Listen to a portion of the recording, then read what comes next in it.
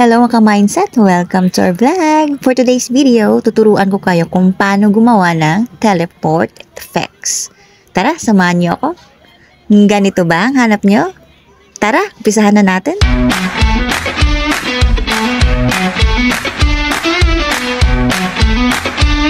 Then, open natin si CapCut. Then, press natin New Project. Ayan siya. Then, mararoute tayo dun sa may gallery natin. At isi-select natin yung video na ni-ready natin. So, kailangan natin ng dalawang video. Isa yung sa cellphone at isa yung video na pumapasok tayo sa cellphone. So, click natin si cellphone. Then, click add na sa bandang baba. So, ayan siya. So, kung mapapansin nyo, super ikli lang niya. So, kailangan natin siyang i-highlight, then drag. Ganon. So, i-adjust na lang natin mamaya kung kailangan pa bang habaan or iklian. Then, ngayon, sa bandang baba, yung mga tools, hanapin po natin dyan si aspect ratio. Piliin po natin si 16:9. Ayan siya. Pagkatapos, ayan siya, idadrag natin yan siya dito sa may dulo. Kasi, gagawin natin puro white yung background yan. Gagawin yan, punta tayo sa tools ulit sa bandang baba. Hanapin si background. Click natin yan. Then, hanapin natin yung color. Then, select natin si white. Ayan siya. So, mayroon na tayong white background ngayon.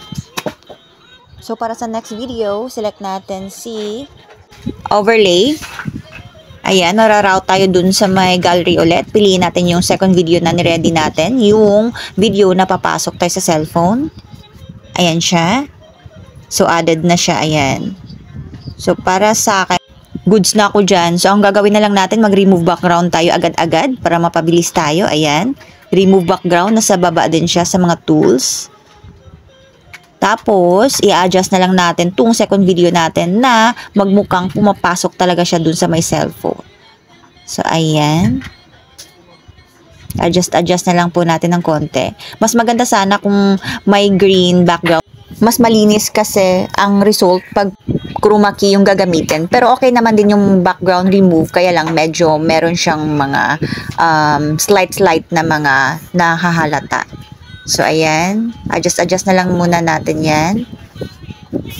So, yung video ang ginawa ko, pinagkakat ko siya split. Then, i-move ko siya palapit hanggang sa palapit doon sa cellphone hanggang sa nagmukha na siyang pumasok na talaga. Ganun ko siya pinaghati-hati.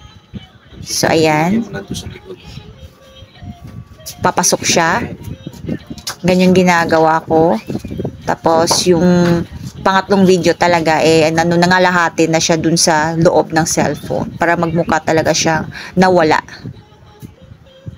So, ayan, medyo matagal lang talaga mag-adjust kasi hinahanapan ko siya ng way na hindi siya masyadong halata kasi nga medyo meron siyang kulay-kulay na since na hindi chroma key yung ginamit.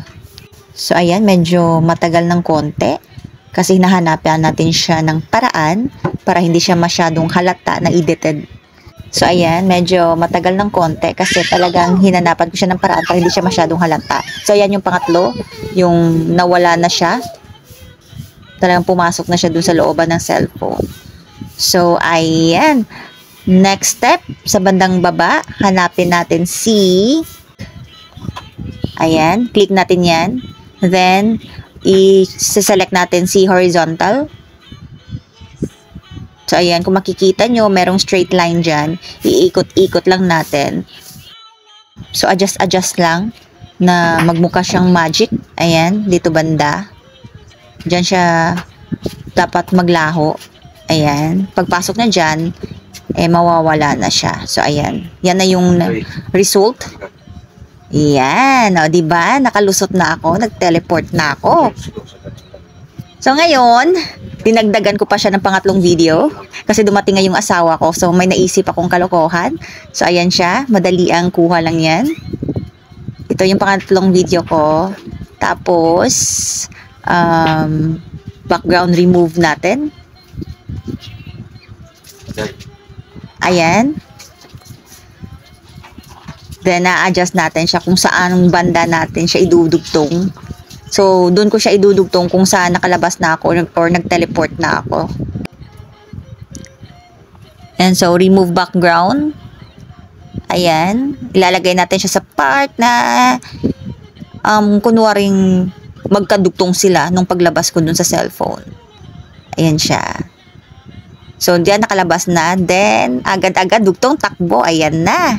So, ayan na yung nagawa natin. So, matry nga natin. Tingnan nga natin kung ano ang naging resulta ng pag-edit natin.